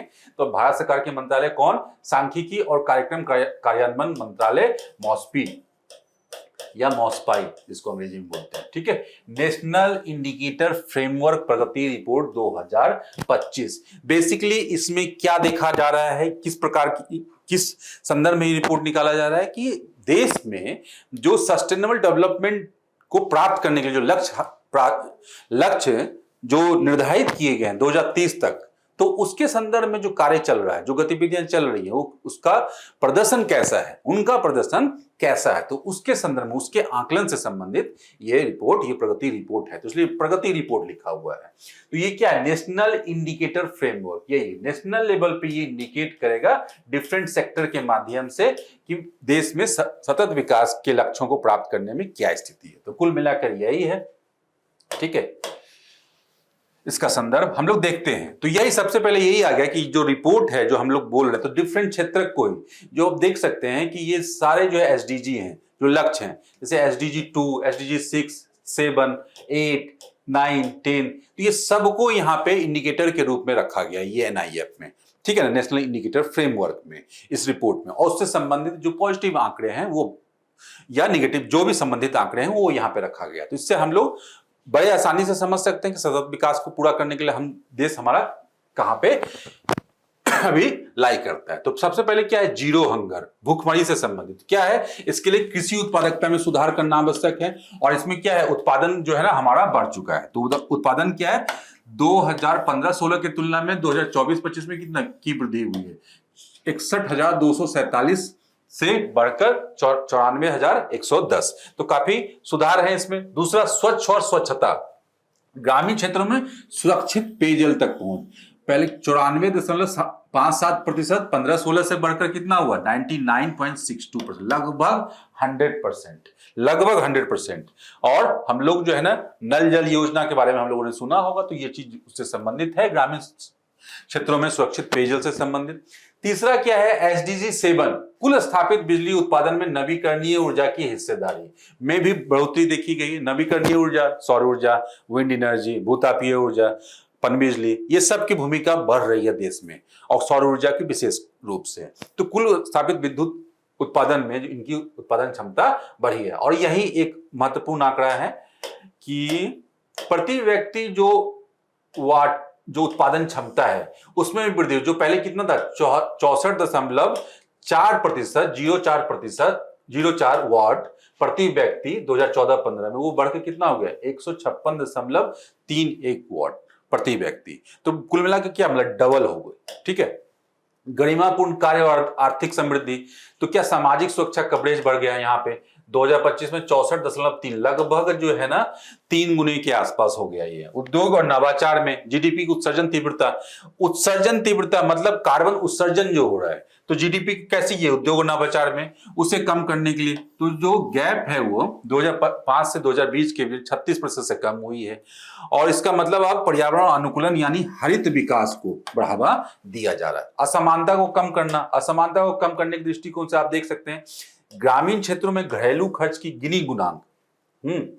गिनी गुणांक से हम लोग क्या समझते हैं, बेसिकली गिनी गुणांक अर्थव्यवस्था में काफी महत्वपूर्ण कंसेप्ट है जिसमें कि वेल्थ क्रिएशन और क्या असमानता के बीच संबंधों को दिखाया जाता है। तो इसी से हम लोग आकलन करते हैं कि समाज में वेल्थ और आय के वृद्धि के संदर्भ में कितनी असमानता बढ़ रही है। तो इन दोनों के संबंध के आधार पे जो गुणांक निकाला जाता है उसे गिनी गुणांक बोला जाता है। तो ये 0 से 1 चलता है ये, ठीक है, ये जो इंडेक्स है 0 से 1, तो 1 अगर होगी तो पूर्ण असमानता की स्थिति होगी, मतलब कि सारा का सारा वेल्थ जो है एक ही व्यक्ति के पास कंसंट्रेटेड है, मतलब एक ही व्यक्ति के पास आ गया, तब वो 1 होगा। और इधर जैसे जैसे आएंगे तो आर्थिक असमानता कम होती जाएगी। तो इसको समझने के लिए इस आंकड़े को मैंने बताया। तो इसका मतलब जिधर 0 की तरफ है उधर स्थिति अच्छी है। तो आप देखोगे क्या है, गिनी गुणांक असमानता कम हुई है, इस पॉइंट में यही बताया जा रहा है। तो कैसे 2011-12 से 2023-24 तक ग्रामीण क्षेत्रों में घरेलू खर्च का गिनी गुणांक 0.283 था ना, ग्रामीण क्षेत्रों की बात की जा रही है, और अब घट के कितना 0.3237, तो घटा है ये यहाँ पे। तो यहाँ पर असमानता कम हुई है। फिर शहरी क्षेत्रों की बात की जाए 0.363 था, 0.284 हुआ, यहाँ पे ज्यादा कम हुई है। तो ऑब्वियसली शहरी क्षेत्रों में ज्यादा जो है ना अर्थव्यवस्था जो है ना काफी उत्पादन स्तर और काफी सेवा क्षेत्रों का विकास हुआ है, ठीक है। तो ये देख सकते हैं हम लोग, तो काफी इंपॉर्टेंट है ये पॉइंट। जिम्मेदार उपभोग, संसाधित अपशिष्टों का प्रतिशत, जो अपशिष्ट है सॉलिड वेस्ट मैनेजमेंट की दृष्टिकोण से आप लोग देख सकते हैं, वेस्ट संसाधन के दृष्टिकोण से देख सकते हैं, उसमें भी कमी आई है कि 17.97 से बढ़कर 2024-25 में 80.7% हो गया है। संसाधित अपशिष्ट की बात की जा रही है। तो सॉलिड वेस्ट मैनेजमेंट मैंने बताया, तो उसमें सबसे महत्वपूर्ण उसकी का उद्देश्य ही यही है कि उसे जो रिसाइकिल को बढ़ावा दिया जाना, जो पहले वेस्ट बन रहा था और वो ऐसे ही पर्यावरण में जा रहा था, उसके बदले क्या है, कम करना उत्पादन को, यूज को, और अधिक से अधिक चीजों को रीयूज करना, रिसाइकिल करना, ठीक है। भूमि पर जीवन और जीवन अंत में कि वन आवरण कितना था पहले 21.34% 2015 में, और अभी कितने हैं 21.76%। तो ये सारी चीजें बताती है कि हमने अच्छा प्रदर्शन किया है इस क्षेत्र में। और रिपोर्ट में जो कुछ मुद्दे भी सामने आए हैं, कुछ मुद्दों में हम लोग देख सकते हैं कि जैसे कम उम्र की लड़कियों में जो है ना, जो प्रेगनेंसी के केसेस हैं वो उसके दर में वृद्धि हुई है। दूसरा, सड़क हादसों में मौतों की वृद्धि हुई है। मृदा स्वास्थ्य कार्ड जारी करने में गिरावट आई है। चौथा क्या है, सरकारी प्राथमिक खर्चों में कमी आई है। प्राथमिक खर्च मतलब कमी आएगी अगर प्राथमिक खर्चों में, तो क्या विकासात्मक कार्य और जो सामाजिक अवसंरचना निर्माण और अवसंरचना निर्माण से संबंधित कार्य है वो कम हो जाएंगे, तो वो उसमें कम हो गई है। तो ये मुद्दे भी इसमें शामिल किए गए हैं जो कि चिंता का विषय है। अब लास्ट जो न्यूज आर्टिकल वो है कार्बन क्रेडिट ट्रेडिंग स्कीम के लिए मसौदा नियम जारी किया गया है, ठीक है। ये जारी किसके द्वारा किया गया है, सबसे पहले यही देखेंगे हम लोग। ये भारत के अंदर की खबर है, तो पहले हम लोग थोड़ा सा इसको समझ लेते हैं। क्या है कि कार्बन, यहां पे शब्द है कार्बन क्रेडिट ट्रेडिंग, ठीक है। तो कार्बन ट्रेडिंग हमने बहुत सुना। दुनिया जो है ना जलवायु परिवर्तन और उससे संबंधित जो उसके प्रभाव स्वरूप जो है ना वैश्विक तापन जैसी समस्या से जूझ रही है, और वर्तमान में सबसे बड़ी समस्या हम लोग इसे बोल सकते हैं। तो इससे निपटने के लिए पूरी दुनिया ने वैश्विक स्तर पे यूएन के ही मन से जो है ना जो संस्थाएं बनाई गई, और जिससे कि इसका निपटान किया जा सके और इससे निपटा जा सके, और भविष्य के लिए ऐसे काम किया है, पूरा का पूरा एक प्रणाली तैयार की जा सके जो कि इन घटनाओं के लिए जिम्मेदार हैं, जो कार्बन उत्सर्जन के रूप में सामने आया है। मतलब कार्बन उत्सर्जन को ऐसे टारगेट किया जाए, ऐसे कम किया जाए पूरे विश्व स्तर पे, जिससे क्या हो कि इन समस्याओं पे रोक लगाया जा सके। जैसे हमने नाम सुना होगा UNFCCC, जो कि जलवायु परिवर्तन से संबंधित जो है ना से लड़ने के लिए संबंधित एक महत्वपूर्ण संस्था है। और उसी के संदर्भ में जो पेरिस समिट हुआ उसमें जो है ना पूरे विश्व के देशों के लिए एक लक्ष्य घोषित किया गया है कि आप इतने कार्बन उत्सर्जन करोगे और इतने पे रोक लगाओगे, तो ये पूरी व्यवस्था बनाई गई। तो इसी के संदर्भ में जो है ना देश के अंदर भी व्यवस्था बनाई गई डिफरेंट इंटरप्राइजेस के लिए, डिफरेंट यूनिट्स के लिए, मतलब इंडस्ट्रियल यूनिट्स के लिए जो उत्सर्जन कर रहे थे कि आप इतना कर सकते हो, इस लेवल से अधिक नहीं कर सकते हो, और इस लेवल से अगर कम करोगे तो आपको प्रोत्साहित किया जाएगा, प्रेरित किया जाएगा। तो ये पूरे की पूरी व्यवस्था बनाने की बात है। और कुल मिला के क्या है, दो ही पॉइंट हैं इसमें। एक पॉइंट क्या है कि आप उन आप उन ऊर्जा स्रोतों की बात का प्रयोग कीजिए अधिक से अधिक, मतलब ग्रीन एनर्जी का प्रयोग कीजिए जो कि कार्बन उत्सर्जन को कम करते हैं। और दूसरा उन टेक्नोलॉजी का प्रयोग कीजिए जो कि अभी जो परंपरागत जो ऊर्जा के स्रोत हैं जैसे जीवाश्मी ईंधन वगैरह का जो अधिक खपत करते हैं और जिसके कारण जो फिर से प्रदूषण होता है अधिक, तो उस तरह के टेक्नोलॉजी। तो कुल मिला के क्या है, कार्बन उत्सर्जन को कम करने में जो दो मुख्य मुद्दा था क्या था कि ग्रीन एनर्जी पे काम करना अधिक से अधिक और नवीकरणीय ऊर्जा स्रोतों से संबंधित टेक्नोलॉजी का विकास करना, यही था। तो इसके लिए पूरे विश्व में एक मैकेनिज्म बनाया गया, पेरिस समिट भी हुआ, उसमें आंकड़े भी दिए गए और लेकिन देश में भी उसके संदर्भ में ये काम किए जाने की बात थी। तो ये जो पूरा का पूरा जो कार्बन क्रेडिट ट्रेडिंग स्कीम है वो इसी से संबंधित है कि देश के अंदर, भारत के अंदर भी जो डिफरेंट इंडस्ट्रियल यूनिट है उनको एक टारगेट दिया जाएगा, आप किस लेवल से क्या लेवल होगा कार्बन उत्सर्जन का। तो पहला काम तो ये होगा। दूसरा कि कार्बन उत्सर्जन को का आकलन कैसे किया जाएगा कि 1 टन 10 टन की सर्टिफिकेट कैसे दिया जाएगा कि आपने कितना कार्बन उत्सर्जन किया थी। पूरी की पूरी व्यवस्था के लिए कोई डेडिकेटेड संस्था होगी। तो पूरा का पूरा जो है ना एक व्यवस्था बनाने की काम जो है ना देश के अंदर भी किया जाने वाला था। तो उससे संबंधित ये जो है ना ये टारगेट नियम है और हम उसी की बात कर रहे हैं जहां पे कि किसी एक यूनिट के द्वारा अधिक कार्बन उत्सर्जन किए जा रहे हैं जो सीमा निर्धारित कर दी गई और किसी के द्वारा कम किए जा रहे हैं। तो सिंपल सी बात है ये पूरी व्यवस्था में कि जो कम किया जा रहा है उसे लाभान्वित किया जाए और जो अधिक कर रहा है उसे जो है ना हतोत्साहित किया जाए। तो पूरा का पूरा इससे क्या सर्टिफिकेट जिसे यूज किया जाए और इस सर्टिफिकेट का आदान प्रदान हो कार्बन उत्सर्जन से संबंधित। तो कुल मिला के एक ट्रेडिंग का एक बाजार निर्मित हो। ये सारी बातें जो हमने की ये सब कार्बन ट्रेडिंग से संबंधित है और इसी से संबंधित ये न्यूज आर्टिकल। तो हम लोग देखते हैं कि क्या हुआ कि पर्यावरण मंत्रालय के द्वारा क्या कार्बन क्रेडिट ट्रेडिंग स्कीम के तहत क्या है उद्योगों के लिए उत्सर्जन लक्ष्य नियमों का मसौदा जारी किया है। यही उद्योगों के लिए उत्सर्जन और उत्सर्जन लक्ष्य का हम लोगों ने देख लिया जो बैकग्राउंड है जलवायु परिवर्तन और वैश्विक तापमान के संदर्भ में जो उत्सर्जन को कम करना है। अब क्या है ये ग्रीन हाउस गैस उत्सर्जन की तीव्रता लक्ष्य नियम 2025 का मसौदा जारी किया गया इस CCTS के नियम के तहत। दो न्यूज इसलिए ये बन रहा है।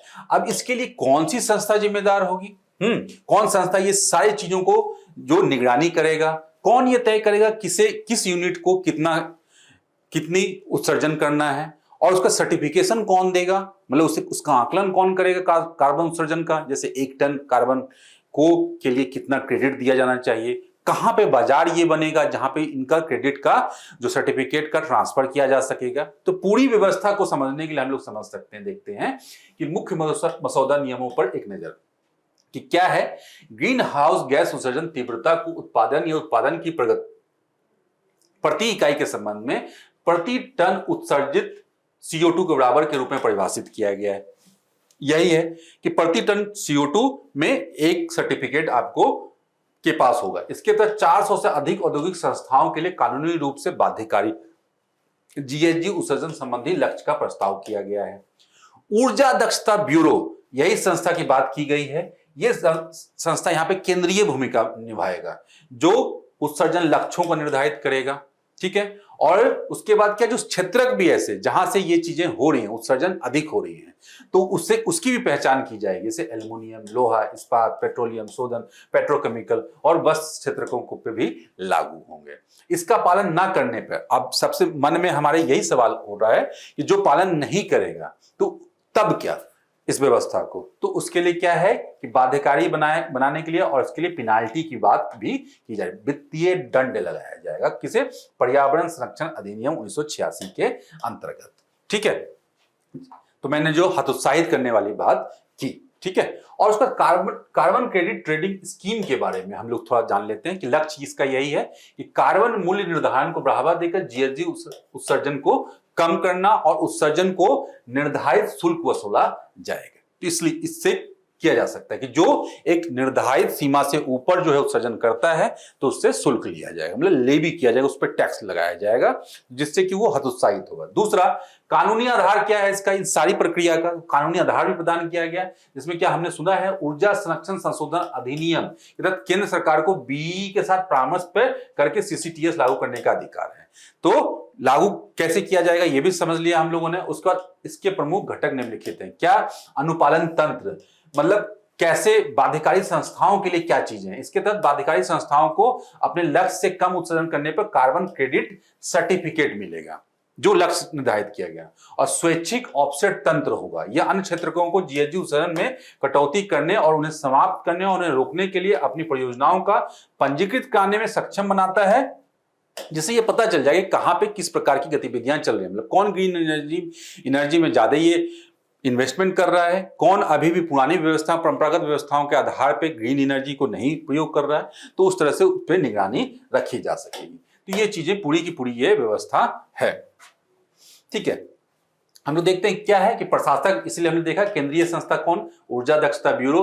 कार्बन ट्रेडिंग का विनियामक भी बनाया जाएगा कि पूरा ट्रेडिंग के लिए, तो क्या है, केंद्रीय विद्युत विनियामक आयोग। और यह योजना भारतीय कार्बन बाजार में नींव रखने के साथ ही यूएनएफसीसी और पेरिस समझौते के तहत भारत के दायित्व के अनुरूप में भी है, जो हमने पहले चर्चा किया। विश्व बैंक में state and trends of carbon pricing 2025 report में वैश्विक जलवायु वित्त एवं कार्बन मूल्य निर्धारण फ्रेमवर्क को आकार देने में भारत की भूमिका को बहुत, मतलब वैश्विक स्तर पर भारत की भूमिका काफी महत्वपूर्ण है। इस स्तर पे इसकी बात की जा रही है। और कार्बन बाजार के संबंध में जो हमने मैकेनिज्म की बात की थी, तो कैसे कैसे करते हैं, तो 3-4 हम लोगों ने यहाँ पे रखा है। क्या कार्बन बाजार के संबंध में भारत का अनुभव, उत्सर्जन कटौती के लिए बाजार आधारित प्रमुख तंत्र। तो बेसिकली क्या है कि पहला क्या, पीएटी योजना है। क्या है इसमें, ऊर्जा गहन उद्योगों को निर्धारित ऊर्जा खपत को कम करना। सिंपल यही है कि जहां से ज्यादा ऊर्जा मतलब उत्सर्जन हो रहा है कार्बन का, तो वहां पे क्या किया जाएगा, कार्बन का उत्सर्जन हो रहा है और जो लोग ऊर्जा का ज्यादा यूज कर रहे हैं तो ऑब्वियसली वो ज्यादा ईंधन का खपत करेंगे,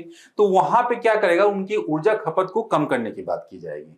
जिससे क्या है कि तो उससे क्या होगी, ऊर्जा दक्षता में सुधार करने पर क्या एनर्जी सेविंग सर्टिफिकेट जारी किया जाएगा। तो कोई कंपनी है जो सीमेंट इंडस्ट्री है या स्टील इंडस्ट्री है, तो वो खुद जो है ना ये चीजें जारी करके कह सकता है कि वो एनर्जी सेविंग के लिए तैयार है, ये कर रहा है। टारगेट क्षेत्र इस्पात, सीमेंट, एल्युमिनियम और बिजली जैसे ऊर्जा गहन क्षेत्र, तो बेसिकली इन्हीं पे लागू होगा जहां पे ऊर्जा की ज्यादा खपत हो रही है, तो मतलब ईंधन का ज्यादा खपत हो रहा है। दूसरा, नवीकरणीय ऊर्जा सर्टिफिकेट योजना, कि मतलब कौन नवीकरणीय ऊर्जा और उससे संबंधित प्लांट को लगाने में जो मुख्य रूप से निवेश कर रहा है, नवीकरणीय ऊर्जा खरीद संबंधित दायित्वों को पूरा करने में मदद करना। अब मुख्य विशेषताएं क्या, राज्यों को अपने नवीकरणीय ऊर्जा खरीद संबंधी दायित्वों को पूरा करने में मदद करेगा, और यह योजना नवीकरणीय ऊर्जा उत्पादन के लिए पर्यावरणीय लाभों के साथ साथ उसके स्वतंत्र रूप से व्यापार को भी संभाव्य बनाता है। तो ये इस तरह से हम लोग देख सकते हैं। तो दूसरा, इस तरह से क्लीन डेवलपमेंट मैकेनिज्म काफी इंपॉर्टेंट है। ये हमने क्योटो प्रोटोकॉल में सुना होगा, हमने यूएनएफसीसी की बात की, वहां पे व्यवस्था बनाई गई कि विकसित राष्ट्र और विकासशील राष्ट्र के बीच में अगर ग्रीन एनर्जी का ट्रांसफर करना है तो कैसे, इनके पास तो पैसे की कमी है, तो यहाँ क्या किया जाएगा, दोनों मिलकर काम करेंगे। विकसित राष्ट्र क्या करेंगे, यहाँ पे पैसे लगा के और ये चीजें कर सकते हैं। विकासशील देशों में जीएचजी उत्सर्जन कमी वाली परियोजना में निवेश करके, तो इससे क्या होगी, यहाँ पे ग्रीन एनर्जी का विकास होगा, संभव होगा, और इसके बदले विकसित देशों को क्या मिलेगा, वही सर्टिफिकेट मिलेगा। तो ये चीजें जो है ना काफी इंपॉर्टेंट, जिससे कि सस्टेनेबल डेवलपमेंट की ओर बढ़ावा मिल सकता है। और rate based emission trading system, तो बेसिकली वही है कि अंत में क्या है कि परफॉर्मेंस बेस्ड, और भारत को सीसीटीएस के जरिए प्रदर्शन आधारित उत्सर्जन व्यापार की ओर बढ़ाना। तो बेसिकली क्या है, कुल उत्सर्जन पे कोई सीमा नहीं है, मतलब एब्सोल्यूट कैप एंड ट्रेड प्रणाली में होती है, जैसे कि हर इकाई में कुल उत्सर्जन तीव्रता के रूप में प्रदर्शन मानक दिया जाएगा, और कुल उत्सर्जन को घटाने के बजाय उत्सर्जन तीव्रता सुधार पर जोर दिया जाएगा। तो बेसिकली जितना आप उत्सर्जन कर रहे हो उसकी इंटेंसिटी को कम करो आप, तो मतलब उसकी इंटेंसिटी को कम करने के लिए आप उस तरह की टेक्नोलॉजी और उस तरह की क्लीन एनर्जी में आप इन्वेस्ट करोगे। तो कुल मिलाकर क्या है, जलवायु परिवर्तन की दृष्टि के लिए को देखते हुए, संदर्भ को देखते हुए, जो देश जो अपनी लक्ष्यों को हासिल करने के लिए जो काम कर रहा है उसमें ये यूनिट को आगे बढ़ाना है, ठीक है ना। तो ये इसकी भूमिका ये बात है, इस मैकेनिज्म से ये हासिल होगा। तो चलिए हम लोग आज अब अंत में जो छोटी छोटी सुर्खियां हैं वो देख लेते हैं। सबसे पहला क्या है, विल्मिंगटन घोषणा। पहला क्या है, भारत जापान, बेसिकली क्या है, क्वाड के मंच से हमने सुना है, क्वाड भारत जापान अमेरिका और ऑस्ट्रेलिया जो कि एशिया प्रशांत क्षेत्र के प्रमुख राष्ट्रों के बीच की एक महत्वपूर्ण जो अंतर्राष्ट्रीय सहयोग के रूप में उभरा है एक संगठन है, जो कि क्या इस क्षेत्र में जो है ना, क्षेत्र के शांतिपूर्ण विकास, शांतिपूर्ण और सुरक्षा के विकास के दृष्टिकोण से काम करने वाला संस्था है। क्वाड के बारे में तो विल्मिंगटन घोषणा इसमें यही बताता है कि क्वाड लीडर्स द्वारा जारी किया गया है और कानून के शासन, लोकतंत्र और क्षेत्रीय अखंडता को सम्मान करने के स्वतंत्र और खुले, समावेशी और समृद्ध हिंद प्रशांत क्षेत्र के प्रति साझा समृद्ध करता है। और यहां पे क्या है कि बेसिकली क्या है, Quad and at sea ship observer mission, तो ये इस मिशन के संदर्भ में इसके कारण ये चर्चा में रहा है। तो इससे संबंधित ये न्यूज थी। तो बेसिकली क्या है कि यहाँ पे शुरू की गई अन्य प्रमुख पहलों को भी हम लोग देख लेते हैं। यहाँ पे क्या, क्वाड कैंसर मून शॉट, मतलब जो कि इस क्षेत्र के विकास के लिए, ओवरऑल विकास के लिए, सुरक्षा के लिए काम करता है रणनीतिक दृष्टिकोण से और अन्य दृष्टिकोण से भी। तो जैसे तो इसकी शुरू की गई अन्य पहल क्या देख सकते हैं, क्वाड कैंसर मून शॉट, मैत्री जो कि क्या है, इंडो पैसिफिक में समुद्री प्रशिक्षण जो है मिशन है, port of the future partnership के डिजिटल समुद्री अवसंरचना जैसे कि अंडर सी केबल का विस्तार करना, तो ये हम लोग देख सकते हैं कुल मिलाकर। तो चलिए नेक्स्ट सुर्खियां पे देखते हैं। अल्टर मैग्नेट्स क्या है, मैग्नेट्स ऐसे पदार्थ जिसमें कि दोनों गुण हो, दोनों के गुण क्या हो, मतलब अनोखी विशेषताओं वाला ऐसे पदार्थ। और बेसिकली इसका आधार क्या है, क्रोमियम एंटीमोनाइड का उपयोग करके ये अल्टर मैग्नेट का निर्माण किया गया है। और ये कहां किया गया, S N Bose national centre for basic sciences, basic science कहाँ है, ये कोलकाता में अवस्थित है। तो इंपॉर्टेंट है, ये ध्यान रखेंगे, इस पदार्थ का भी ध्यान रखेंगे। क्रोमियम एंटीमोनाइड और अल्टर मैग्नेट में एक अनोखी विशेषता की खोज की गई है। तो बेसिकली क्या है, इसके बारे में समझ लेते हैं। अल्टर मैग्नेट एक नए प्रकार का चुंबकीय पदार्थ है ना, जिसमें कि फेरोमैग्नेट्स और एंटी फेरोमैग्नेट, मतलब मैग्नेटिज्म से संबंधित जो विशेषताएं हैं, पदार्थ की जो विशेषताएं होती हैं, जो उसके इलेक्ट्रॉन के स्तर पे, जो स्पिनिंग के स्तर पे जो विशेषताएं होती है, उसमें दो विपरीत विशेषताएं। फेरो एक के कारण जो है चुंबकत्व का उभार होता है, मतलब चुंबकत्व की उपस्थिति होती है, और दूसरे का अंदर जो है ना, दूसरे के कारण एंटी फेरोमैग्नेट्स के कारण चुंबकत्व की कम होती है। लेकिन दोनों की विशेषताएं इसमें होगा। देखिए आप देख सकते हैं, इसमें इलेक्ट्रॉनों के स्पिन के कारण एक ही दिशा में संरेखित हो, जिससे मजबूत चुंबकत्व पैदा होता है। और यहाँ क्या है, कोई बाहरी चुंबकत्व नहीं होता है। तो ये दोनों के गुण यहाँ पे होंगे, तो जिसके कारण से काफी यूनिक इसके फंक्शन होंगे। और विशेषताएं क्या है कि इसे कहाँ यूज किया जा सके, एंटी फेरोमैग्नेट्स की तरह विपरीत दिशाओं में स्पिन प्रदर्शित करते हैं, इसलिए इन्हें कोई चुंबकत्व नहीं होता। यही चीजें बात की जा रही है। और अद्वितीय क्रिस्टल समरूपता होती है। और क्या है, क्रोमियम एंटीमोनाइड अब तक के ज्ञात अल्टर मैग्नेट्स में सबसे मजबूत स्पिन स्प्लिटिंग प्रदर्शित करता है। तो कुल मिला के यही देखना है कि यूनिक विशेषताओं वाला है।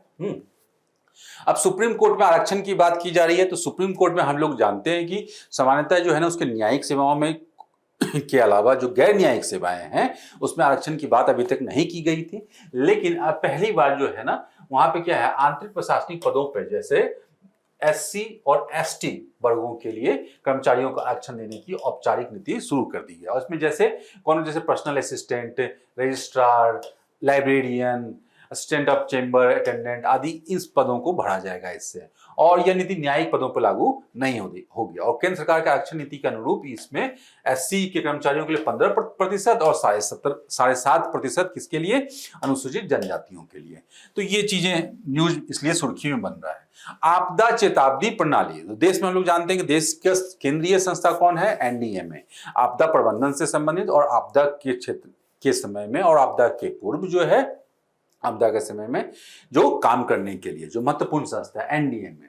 तो एनडीएमए की एक पहल है, क्या है, इंटीग्रेटेड अलर्ट सिस्टम, उसको क्या बोलते हैं, सचेत, हिंदी में इसको बोलेंगे सचेत, को चालू कर दिया। और इसकी प्रभावशीलता जांचने के लिए क्या है, सेल ब्रॉडकास्ट सिस्टम को भी परीक्षण किया जा रहा है। तो सचेत बेसिकली है क्या, एसएमएस आधारित चेतावनी प्रणाली है, मतलब कहीं भी आपदा के संदर्भ में, ठीक है ना। तो ये बेसिकली किसके द्वारा है, सी डॉट, ये भी एक महत्वपूर्ण संस्था है जो दिल्ली और बेंगलुरु में, ये ध्यान रखेंगे, दिल्ली और बेंगलुरु में, ठीक है, बेंगलुरु में। ठीक है, तो सचेत प्रणाली के बारे में मैं बता रहा था, सी डॉट ने विकसित किया है इसको, और ये कॉमन अलर्टिंग प्रोटोकॉल पर आधारित है, अंतरराष्ट्रीय दूरसंचार संघ के द्वारा अनुशंसित है, रिकमेंडेड है। यह प्रणाली भारत के सभी 36 राज्यों केंद्र शासित प्रदेशों में सक्रिय है। चक्रवात, बाढ़, तूफान और आपदा के दौरान यह स्थान विशेष पे एसएमएस चेतावनी भेजता है, मतलब जो व्यक्ति जहां फंसा हुआ है वहां पे ये भेजने की सुविधा, एसएमएस भेजने की सुविधा है। ठीक है, अब क्या है, यहां पे हमने दूसरा सेल ब्रॉडकास्ट के बारे में, लगभग रियल टाइम चेतावनी प्रणाली, इसमें सी डॉट की विकसित किया जा रहा है। ये भी सीबी चेतावनी सभी सीधे प्रभावित क्षेत्र के सभी मोबाइल फोन पर प्रसारित कर दिया जाएगा, मतलब वो लोकेशन देख के, और उसमें जितने भी मोबाइल फोन अवेलेबल है सब पे ये प्रणाली, सब पे ये एसएमएस चला जाएगा। तो यही इसी को बोलते हैं सेल ब्रॉडकास्ट, कि जितने भी सेल्स अवेलेबल होंगे उस पर ब्रॉडकास्ट कर दिया जाएगा कोई भी इस प्रकार आपदा संबंधित न्यूज। तो ये चीजें हैं बहुत तेज से, और इसका उपयोग सुनामी, भूकंप और इस तरह की जो अधिक तीव्रता से घटने वाली जो घटनाएं हैं, आपदाएं हैं, उसके केस में ये काफी कारगर साबित हो सकते हैं। चलिए नेक्स्ट न्यूज क्या है, महाबोधि मंदिर। महाबोधि मंदिर बिहार में अवस्थित है, बुद्ध के जीवन से संबंधित है। अभी हाल फिलहाल में चर्चा में क्यों रहा कि सुप्रीम कोर्ट ने उस याचिका पर सुनवाई करने से इनकार कर दिया है जिसमें कि बोध गया मंदिर के प्रबंधन से संबंधित जो बोध गया मंदिर अधिनियम है उसको चुनौती दी गई है। और क्यों दी गई है, क्योंकि वो महाबोधि मंदिर परिसर के प्रबंधन को नियंत्रित करता है, यही है ये अधिनियम। तो बेसिकली उसी को चुनौती दी गई है उसके संदर्भ में। अब इस परिसर के बारे में थोड़ी चीजें दी गई कि ऐतिहासिक पृष्ठभूमि इसका बता दिया कि सम्राट अशोक और 3री शताब्दी में ईसा पूर्व बनाया गया था इसको, तो निर्माण अशोक, और वर्तमान मंदिर की संरचना के 5वीं 6वीं शताब्दी में गुप्त काल के अंत में देख सकते हैं पुनर्निर्माण हुआ। स्थापत्य संबंधी व्यवस्थाएं क्या है कि जो नागर शैली है और क्या दोनों की विशेषताएं हैं, और द्रविड़ शैली दोनों की विशेषताएं हैं इसमें। और जो शिखर है, जो वक्ररेखीय शिखर और जिसके ऊपर आम्लक और कलश है स्थापित है, तो दोनों की विशेषताएं हैं इसमें। मुख्य घटक क्या है, मुख्य मंदिर, वज्रासन और पवित्र बोधि वृक्ष, बुद्ध के ज्ञान की प्राप्ति से जुड़े पवित्र स्थल और मन्नत स्तूपों, 3 सुरक्षात्मक, ये यूनेस्को द्वारा विविध धरोहर स्थल के रूप में मान्यता प्राप्त है, तो इसलिए काफी महत्वपूर्ण है आर्ट एंड कल्चर के दृष्टिकोण से भी। वेबएक्स एक साइंस एंड टेक से संबंधित काफी इंपॉर्टेंट, सूचना प्रसारण मंत्रालय ने अपने प्रमुख स्टार्टअप एक्सेलरेटर कार्यक्रम जो स्टार्टअप को बढ़ावा देगा। तो कार्यक्रम क्या है, नाम क्या है, वेब एक्स।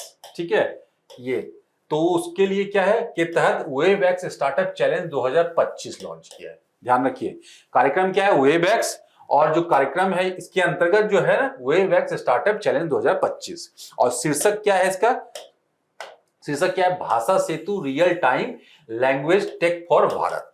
ठीक है ना, एक राष्ट्रीय हैकाथॉन है जहां पे सब लोग डिफरेंट स्टेक होल्डर इससे संबंधित स्टार्टअप से संबंधित मिलेंगे और ये काम करेंगे, यही होता है। और इसमें 12 प्रमुख भारतीय भाषाओं में एआई संचालित बहुभाषी अनुवाद समाधान विकसित करना है। तो मेनली इसका उद्देश्य है, तो काफी इंपॉर्टेंट हो सकता है भविष्य के लिए। डिफरेंट रीजनल लैंग्वेजेस में भी एआई अवेलेबल होगा।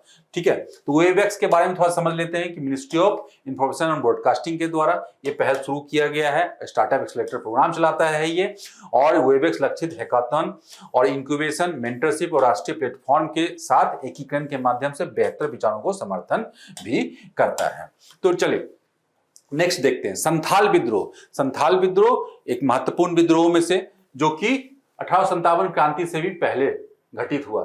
संथाल विद्रोह 1855-56 क्षेत्र किया था वर्तमान का छोटा नागपुर का प्रदेश, जो झारखंड और बिहार के कुछ सीमावर्ती बंगाल के कुछ जिलों में से को कवर करता है। तो वहां की जो जनजाति थी, स्थानीय जनजाति आबादी संथाल, उससे जुड़ा हुआ संबंधित, उसके संथाल नेताओं के द्वारा अंग्रेजों के विरुद्ध और अंग्रेजों की जो वित्तीय आर्थिक नीतियां थी और जल जंगल से संबंधित जो नीतियां थी उनके विरुद्ध उन्होंने सशस्त्र संघर्ष किया था और व्यवस्था परिवर्तन की बात की थी। सिंपल ये है। 170 साल को हूल क्रांति दिवस के रूप में मनाया जाता है बेसिकली इस दिन को, जिस दिन ये घटना हुई थी, हूल क्रांति। तो ये एक जनजातीय आंदोलन था, ये ब्रिटिश शासन के खिलाफ सबसे शुरुआती विद्रोहों में से एक था, और यही हमने बात की। और ये बेसिकली किसके विरुद्ध हुआ, 1790 का स्थायी बंदोबस्त अधिनियम, जो उनकी आर्थिक नीति थी उसके विरुद्ध, जिससे कि क्या जल जंगल जमीन पे जो है ना, जो उनके परंपरागत अधिकार थे पूरी तरह से छीन लिया गया था और उन्हें एक मजदूर बनने में, उनके शोषण के लिए जो है ना तैयार कर दिया गया था। इसके नेताओं के बारे में नेतृत्व करता अगर देखेंगे हम लोग तो सिद्धू कान्हू, चांद भैरव, फूलो आदि जैसे महत्वपूर्ण नेता, जिसमें सिद्धू कान्हू काफी महत्वपूर्ण नाम है, इसमें याद कर सकते हैं। तो इस तरह से हम लोग देख सकते हैं संथाल विद्रोह। अंडमान सागर क्या है कि अंडमान आइलैंड और जो मलक्का पेनिनसुला उसके बीच का जो सागरीय भाग है उसे अंडमान सागर बोलते हैं। तो काफी भू राजनीतिक दृष्टिकोण से भारत के लिए और साउथ ईस्ट एशिया और चीन जैसे देशों के लिए काफी इंपॉर्टेंट जगह हो जाता है, जिसमें कि म्यांमार की सीमा और साउथ ईस्ट एशियन नेशन की सीमाओं को हम लोग शामिल करते हैं। तो इसके बारे में बात की गई है। अंडमान सागर में एक दिन में 3 बार भूकंप आए हैं, 3 बार भूकंप आए हैं। तो इसलिए काफी ये न्यूज में बना। तो इसके बारे में हमने बताया कि अर्धबंद सागर है, कहां पे है, अवस्थिति हमने बता दिया। और ये क्षेत्र भूगर्भीय रूप से बहुत सक्रिय, क्यों? क्योंकि यहाँ पे प्लेट है, 2 डिफरेंट टाइप के प्लेट यहाँ पे। एक प्लेट जो है अंडमान ट्रेंच स्थित है, और ये प्लेट क्या है? भारतीय प्लेट और यूरेशियन प्लेट के नीचे धंसने के कारण होता है, जो समय समय पे यहाँ पे भूकंप की गतिविधि देखी जाती है। और बेसिकली क्या, समुद्री जैव विविधता काफी अधिक है, क्योंकि प्रवाल संबंधित जो आइलैंड्स हैं उनकी उपस्थिति यहाँ पे अधिक है। दुनिया का सबसे अधिक जैव विविधता वाली समुद्री जगहों में से एक है, और पूर्वी एशिया, ऑस्ट्रेलिया फ्लाईवे के साथ प्रवासी पक्षियों के लिए भी महत्वपूर्ण है। तो ये हम लोग देख सकते हैं, इंपॉर्टेंट है भूगोल के दृष्टिकोण से भी, पर्यावरण के दृष्टिकोण से भी। इस न्यूज को हम लोगों ने यहाँ पे देखा, जो भौगोलिक अवस्थिति अंडमान सी की, यही हमने देखा ये, ठीक है। चलिए, सुर्खियों में रहा स्थल हमारे यहाँ पे है आज का नामीबिया। क्यों चर्चा में? क्योंकि प्रधानमंत्री नरेंद्र मोदी नामीबिया यात्रा पे हीरे के व्यापार पे द्विपक्षीय सहयोग को बढ़ावा देने में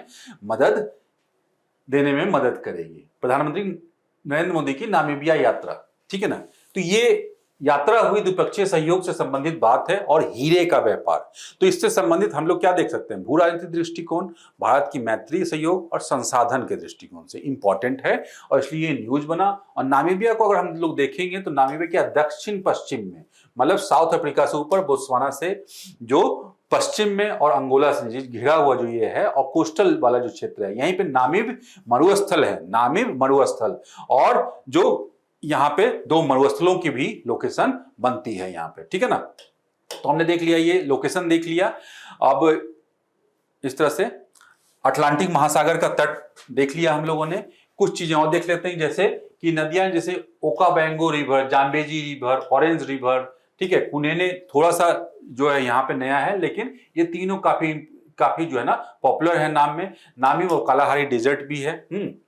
जो आंतरिक वाला हिस्सा जो है, आंतरिक वाला जो इसका हिस्सा है वो कालाहारी है, और जो कोस्टल वाला हिस्सा है वो नामीब डेजर्ट है, ये ध्यान रखेंगे। द ग्रेट एस्कार्पमेंट का विस्तार भी नामीबिया तक है। ये मौजूद जो सॉसस फ्लाई सैंड ड्यून्स हैं, मतलब बालू के जो सैंड ड्यून्स होते हैं, वो दुनिया के सबसे ऊंचे रेत की टीलों में से है यहाँ पे। तो ये सब कुछ भौगोलिक जो है विशेषताएं यहाँ पे। फिश रिवर कैनियन दुनिया का दूसरा सबसे बड़ा कैनियन भी है, जो नदियां जो काट कर जो है ना, जो यहाँ पे बनाती हैं घाटियां, तो वो भी मिलता है। तो इस तरह से जो है नामीबिया के बारे में हम लोगों ने देखा, और इस तरह से हम लोगों ने सारे सुर्खियों को और शॉर्ट न्यूज को आज कवर किया, और हम लोग यहीं पे कंक्लूड करते हैं आज के न्यूज टुडे को।